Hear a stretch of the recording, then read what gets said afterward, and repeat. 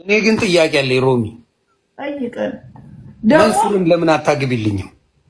አንተ ደግሞ በእናትህ እኔ ዳዊት የሚሉትን ልጅ ነው የተከየፍኩበት ከእስር ቤት ሲወጣ።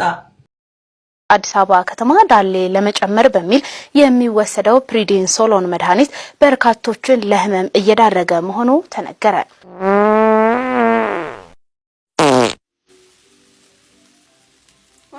ሰላም ውድ የጋዚ ኤችዲ ፋሚሊዎች እንዲሁም አዲሶች አማን ናችሁ ወይ? ዛሬም ቲክቶክ ማነጋገሩን ቀጥሏል። ዛሬም አነጋጋሪ የሆኑ ቪዲዮዎች ተሰብስበዋል። አብረን እያየን ሀሳብ የምንሰጥባቸውን ሀሳብ እንሰጣለን። ፈታ ዘና የሚያደርጓችሁን ቪዲዮዎች አብረው ተካተዋል። እስከ መጨረሻው ከኔ ጋር ሁኑ። ከእናንተ የሚጠበቀው ይህን ቪዲዮ ላይክ አድርጉ። ለዚህ ቻናል አዲስ ከሆናችሁ አሁኑኑ ሰብስክራይብ በማድረግ የደወል ምልክቱን አብሩ።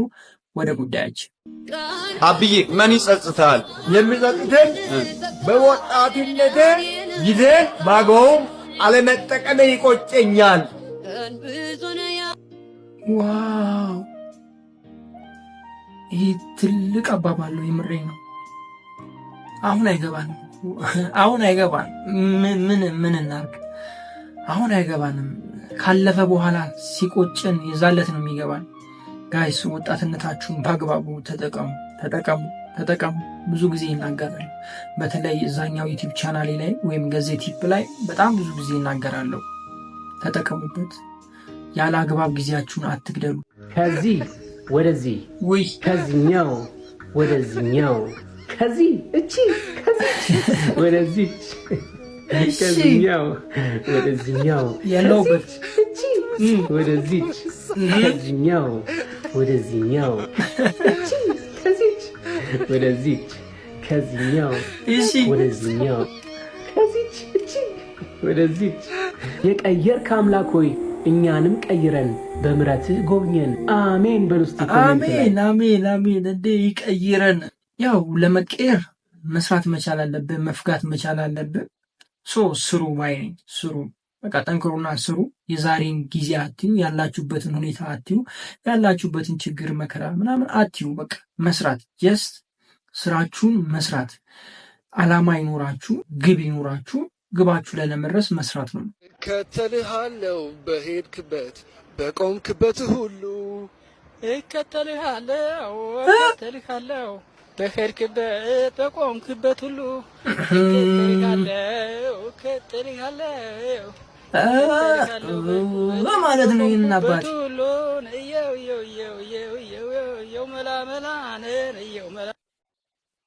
ወይኔ ወንድ ልጅ ተበላ። ይሄኔ ነበር መሸሽ፣ ይሄኔ ነበር መሮጥ። ሱሪን ከፍ አድርገህ ቀበቶን ታጥቀህ ውርደታችን። አዲስ አበባ ከተማ ዳሌ ለመጨመር በሚል የሚወሰደው ፕሪዲንሶሎን መድኃኒት በርካቶችን ለህመም እየዳረገ መሆኑ ተነገረ።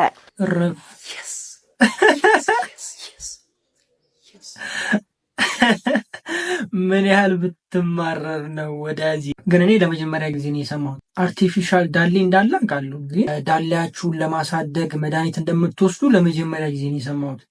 እንግዲህ ሴቶች የምትጠቀሙ ካላችሁ ጠንቀቅ በሉ። ወይኔ ወንድ ልጅ ተበላ። እኔ አልችልም። አይደለም 3,200,000 ተከታይ ያለው አካውንታችን 300 ሚሊዮን ተከታይ ያለውን አካውንት ለጎንደር ለተጎዱ ወገኖቻችን፣ ችግር ውስጥ ላሉ፣ እየተሰቃዩ ለሚገኙ ለነዛ ለደጉ ወገኖቻችን አይደለም 3 ሚሊዮን 300 ሚሊዮን ፎሎወሮችን ማጣት ለኛ ክብር እንጂ ውርደት አይደለም። እኔ አንድ ነገር ልላችሁ የሚፈልገው በትንሽ ነገር የማልረበሽ፣ የማልደነግጥ፣ የማልጨነቅ ሰው ነኝ። የሚያሳስበን፣ የሚያስደነግጠን፣ የሚያስጨንቀን የተራበው የወገናችን ጉዳይ፣ የተጠማው የወገናችን ጉዳይ፣ ተፈናቅሎ ለሚገኙ ለወገኖቻችን እንጨነቃለን እንጂ ሪፖርት ለሚያደርጉ ክፉ ለሚያስቡ ሰዎች ተጨንቀን አናውቅም።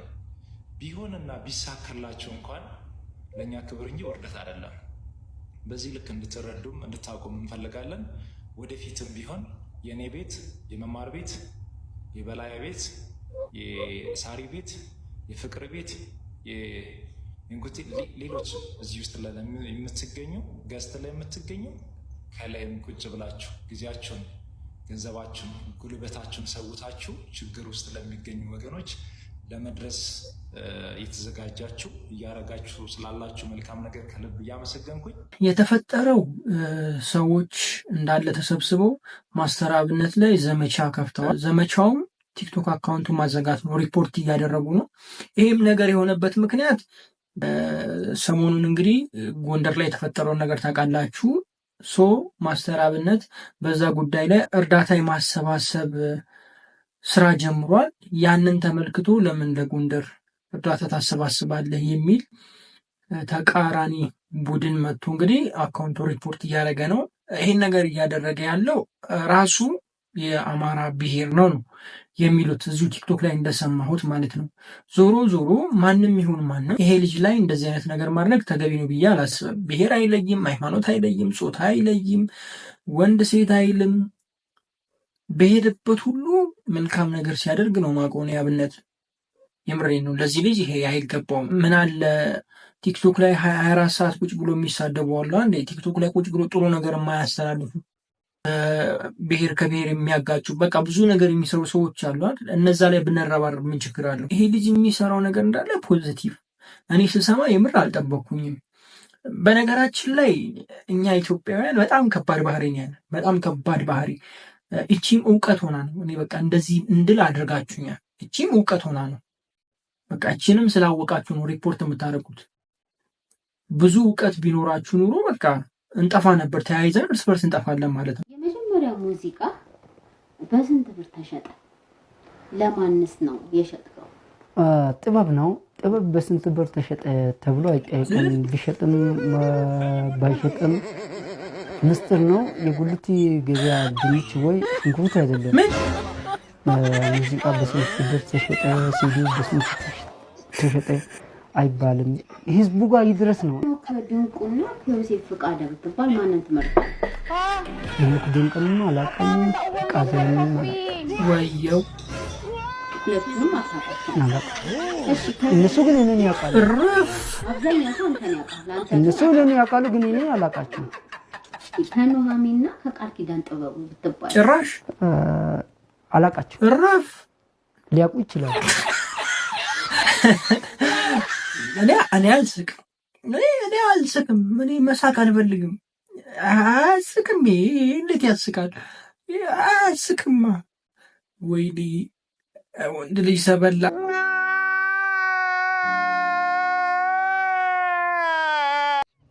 ሴት ልጅ ለማግባት የሚያስፈልጓት 3 መሰረታዊ ነገሮች። እሺ፣ አንደኛ ትልቅ ቂጥ፣ ሁለተኛና መሰረታዊው ነገር እጅግ በጣም ትልቅ ቂጥ፣ ሶስተኛና ዋነኛው እጅግ በጣም ግዙፍ ትልቅዬ ግድንግድ ቂጥ። ወየው ወንድ ልጅ ለማግባት የሚያስፈልገው 3 መሰረታዊ ነገር፣ አንደኛ ገንዘብ፣ ሁለተኛና ዋነኛው እጅግ በጣም ብዙ ብር፣ ሶስተኛውና የመጨረሻው እጅግ በጣም ብዙ ብር።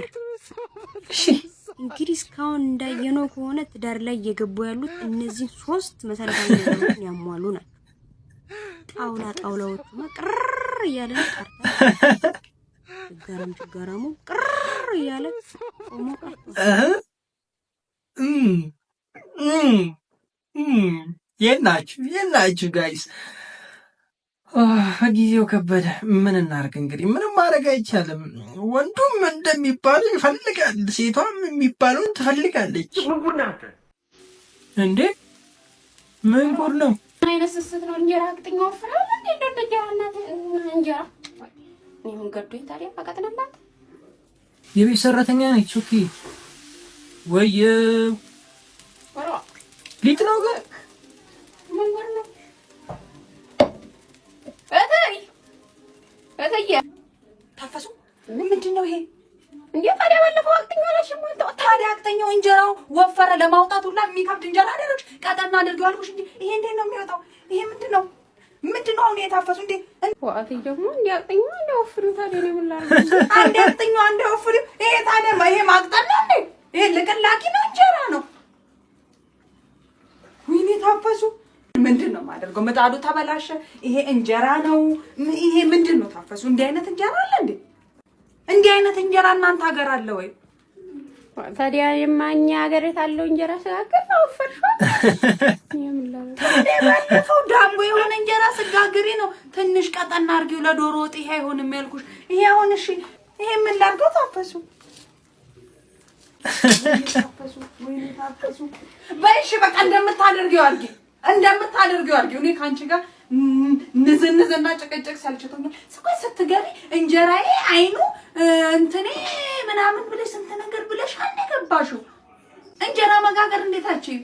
እችላለሁ እኮ እችላለሁ። እንደምን እንጀራ ይሄ ነው ወይ እንጀራ?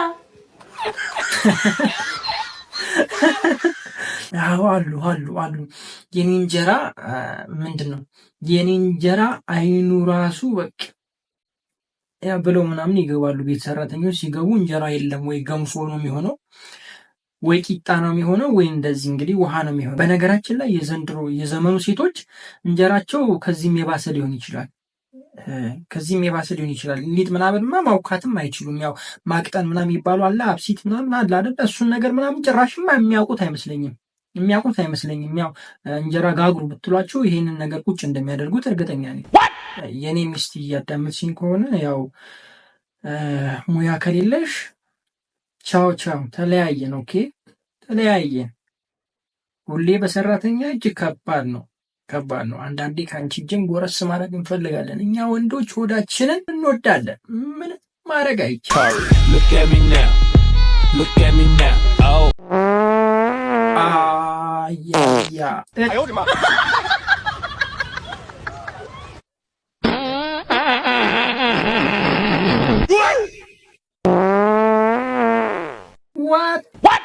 ጋይስ ምን ይሄ ነው? ኧረ ይደብራል። በቃ እንዳልበላ አረጋችሁኝ ከዛሬ በኋላ። ሄሎ ጓደኛዬ እንዴት ነሽ? አሎ አይዞሽ ገና ስደውል አትባቢ። አይዞሽ እናገባለን አይዞሽ።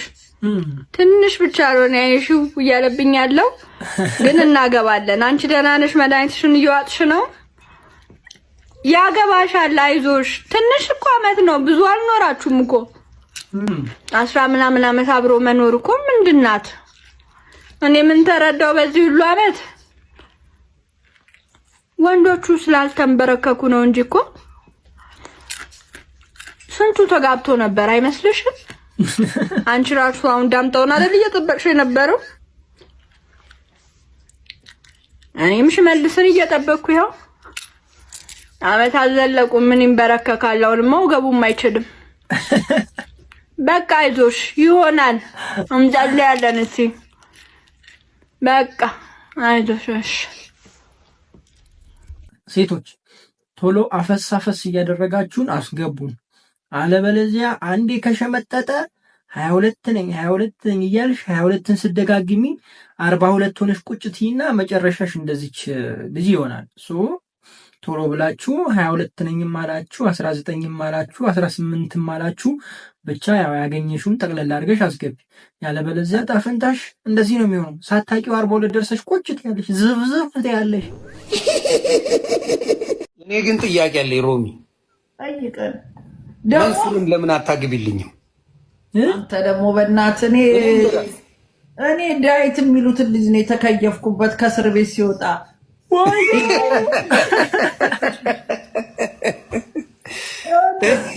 17 ዓመት ታስሯል አሉ። ግን ስናየው ከነጆን ዳንኤል ምንም አይቻልም የሚመስለው። በጣም ነው ስንል ችካ አይወድም ነበር። ችካ አይደለም ጉልበት የሚበላው ችካ አይወድም ነበር አላሉኝ? እና በቃ ጉልበቱን ልትበይውን የፈለግሽው? ምን ላግኘው አልኩ፣ እንደ እንትን ልምጠጠው ላግኘውና አልኩ እኔ ልውደድ። ለምን ዴቭ ሰምታል? ከእስር ስትወጣ ብራንዳ ዝርያ አግኝታ ዝርያ ተገኝታለ። ዝርያን ታጫውታለህ። ካችክ ነው እንደ የሚያስረጀው ለካ ማታ ማታ እዛ እንግዲህ እውነቱን እኮ ነው። ለነገሩ ችክ ነው እኮ ቺኮች መጥምጣችሁ ነው የምታስረጁን። ድሮስ እውነት ነው ለካ። አሁን የሆነ ልጅ አብረን እንግዲህ ለወንድ እኮ አይስማማም እሱ ጉዳይ ታውቂያለሽ አይደል? የወንድ እኮ የ8 ሰዓት ኢነርጂውን ነው የምትወስዱት። የ8 ሰዓት ሙልጭ አድርጋችሁ ሁለቴ ከደገመ 16 ሰዓት ኦቨርታይም 3 ከሆነ ተቆጥቶ ነው የሚወጣው። አንዴ ባሌ 3 ጊዜ በአንድ ሌሊት አድርጎ 6 ቀን የተኛው። ለምንድን ነው አላቅማቸው የሚያረጉት? ንገሪው። አይ ለድሪባም ንገሪው። ቲክቶክ ተው።